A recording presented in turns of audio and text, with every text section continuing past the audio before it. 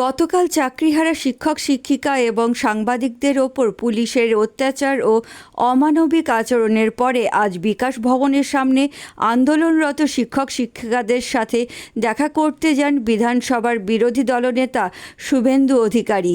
তিনি আন্দোলনরত চাকরিহারা শিক্ষকদের সাথে কথা বলেন এবং শুনলেন গতকালের অত্যাচারের ঘটনা।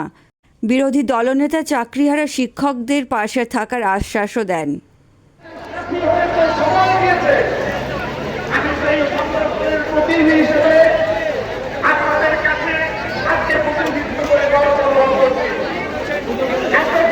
দাঁড়াতে পারে, তাই আমিও আপনাদের পাশে দাঁড়ানোর জন্য এখানে এসেছি এবং আমি এখানে থাকাকালীন আমি বক্তব্য রাখা, তাই আমার যে বন্ধুরা আপনারা একটু আগেই সঞ্চালকদের বলছিলেন যে বিরোধী দলনেতার কথা শুনতে চাই, তারা আমাকে সুযোগ দিয়েছেন বা দেবেন, কিন্তু আমি প্রথমেই ক্লিয়ার করি যে আমি এখানে পূর্ব শর্তে আসিনি যে আমি বক্তব্য রাখবো, আপনাদের ভাষণ বাণী দেব, এসবের জন্য কিন্তু আমি আসিনি। রাজ্যের বিরোধী দলনেতা মানে কি? বিরোধী দলনেতা ভাবে একটা রাজনৈতিক পোস্ট, সেটা কতক্ষণ, যাকে ততক্ষণ না তাকে তার দল নমিনেট করে। যখন তিনি নমিনেট হয়ে যান, তিনি এই রাজ্যের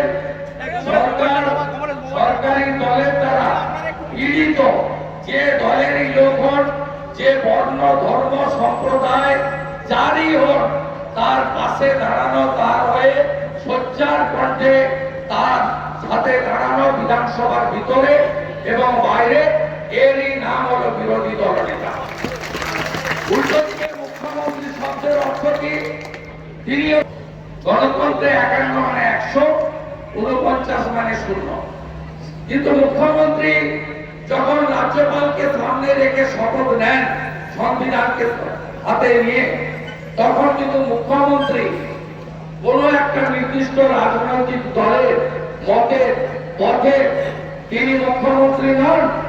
সেই কারণে ডক্টর ভীমরাও আম্বেদকর যেদিন সংবিধান দিয়েছিলেন, তাতে পরিষ্কার ভাবে প্রথম ভাষাতে লেখা আছে যে আমাদের গণতান্ত্রিক ব্যবস্থা পরিচালিত হবে for the people, by the people, of the people, not for the party, by the party, of the party.